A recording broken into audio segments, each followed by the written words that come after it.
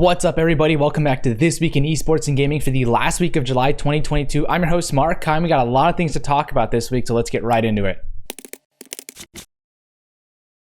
For our first top 3 story, the Indonesian government has halted access to Steam, Epic Games, PayPal, Yahoo, and others like Origin. According to Reuters, the Indonesian government stated that these companies failed to comply with a new requirement relating to the country's restrictive content moderation laws. The rules state that companies deemed private electronic system providers must register with the government's database in order to operate in the country, or else they will face a nationwide ban like the companies listed did. The Indonesian government passed laws in 2020 that allows them to obtain a specific data about specific users and coerce companies in removing content that is considered illegal. So I'm a little bit conflicted about this. On one hand, these companies just had to register within the government database in Indonesia to be allowed to operate, but on the other hand, users' data is very much at risk in Indonesia for these companies, given what the government can actually do to request specific users' data. It puts companies in an ethical dilemma, as many of these companies have policies to protect users' data, but if they want to operate in Indonesia, which is a pretty big gaming market, they might have to compromise with local government policies there. So this is a temporary block, but it's affected many in the sense that a lot of people can't really play games or even process payments. The University of Oxford study has shown that video games aren't terrible for you. Wow, what a thing after all. If you have parents that don't like video games, you should show this to them. Send them this link, because the researchers at Oxford worked with publishers to recruit around 39,000 people who played either Animal Crossing, Apex Legends, EVE Online, Forza Horizon 4, Gran Turismo, or The Crew, one of those 7 games, and they were able to examine players' gaming data and found that essentially spending more or less time playing games did not have a negative or positive impact on how people felt. Additionally, they felt that people's feelings didn't really impact how much they actually played games as well. So the inverse of that, they noted that people would have to have played 10 more hours per day than their baseline to actually notice a change in their well-being, which very few people do besides the pros. And even the pros, they would have to play 10 more hours than they're already playing, which means that they're basically playing 24 hours a day, and that's not humanly possible. The study did find a small relationship that signified when people played games because they wanted to, their well-being was better, versus when they played games because they were compelled to, which makes sense. People tend to like doing things on their own volition in general. Either way, hopefully this changes some people's perspectives on gaming. 39,000 people is a huge sample size for any study, so I would say this is pretty moderately conclusive. That being said, I'm not expecting parents or anyone who's against gaming to just really embrace gaming all of a sudden right now, but I understand it's a process, so maybe this is a stepping stone to actually academically validify gaming, that it won't melt your brains or your well-being. Fall Guys free-to-play switch has been deemed pretty successful by Stream Charts since they went free-to-play on July 21st. Stream Charts did a great analysis of the game on Twitch, so credit to them for all these numbers. Fall Guys has seen a 474% increase in hours watched, an 86.5% increase in peak viewers, and 471% increase in average viewers on Twitch compared to a month before it went free-to-play. English, Spanish, French, Korean, Portuguese, Polish, and Russian languages of the streams of Fall Guys have all had a multi-hundred to multi-thousand% increase in hours watched. And their analysis also shows that Fall Guys is liked by audiences of Minecraft, GTA, Fortnite, and League of Legends, which means that all types of gamers like Fall Guys. That being said, you can no longer download it from Steam, but if you had it on Steam before, you can still play it there because they moved it on to Epic Games because, you know, they make it on Epic Games. Epic Games is a publisher of this. So what does this mean? From a marketing POV, it shows that making a game free to play can really revive a game with the presence of influencers to generate awareness and interest around that game going free to play. Epic Games is also pushing their own client, so it shows their interest in consolidating their assets into own channels versus competitor channels. As far as partnerships go, gov't partnered with Joaquin Gonga by signing him. They will open gaming spaces in his tattoo studios in LA and Murcia, along with 3 merch drops and other forms of collaborated content to come soon.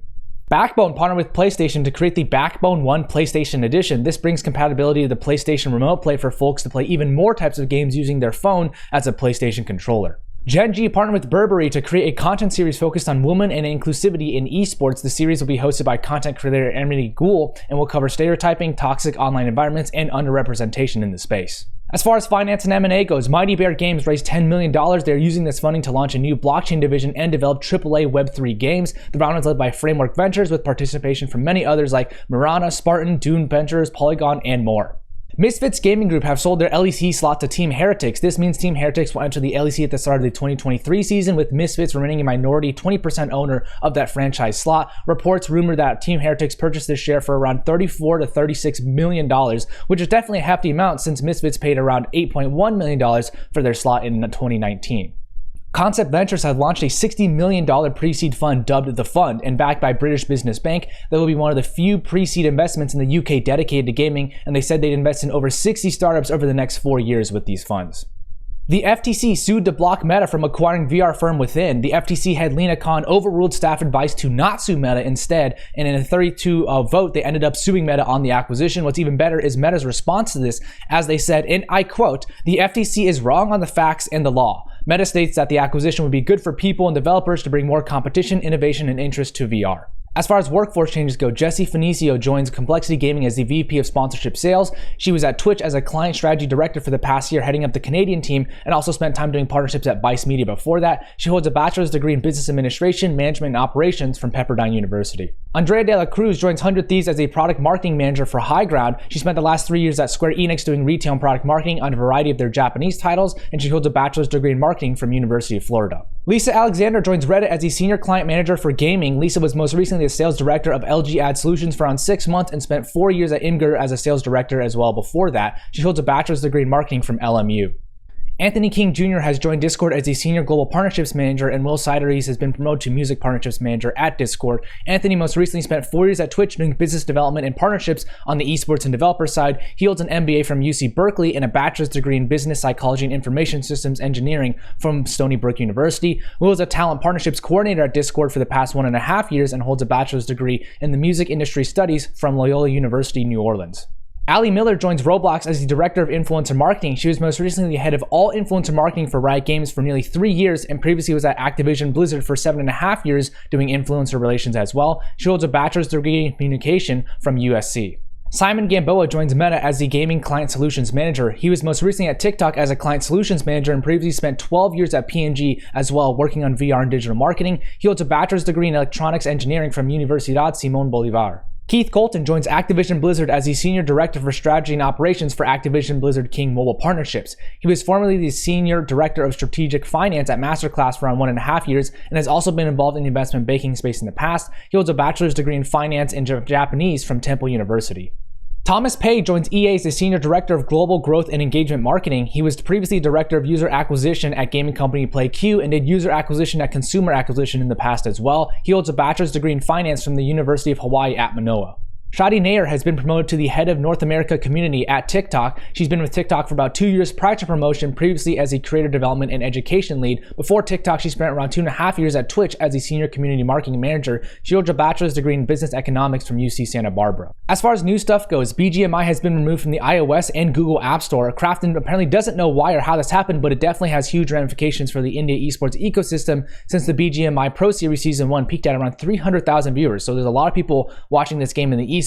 That being said, those with the game downloaded on their phone can still currently play it, it's just not on the App Store anymore. The Anti-Defamation League studied hate and harassment in Minecraft, and they partnered with Take This, Gamer Safer, and Middlebury Institute's Center on Terrorism, Extremism, and Counterterrorism to study 3 private Minecraft servers. They ultimately found after 3 months that clear community guidelines and human moderation are key to reducing hate and harassment in online gaming communities. It's a great report, so if you want more details, I suggest you read it fully.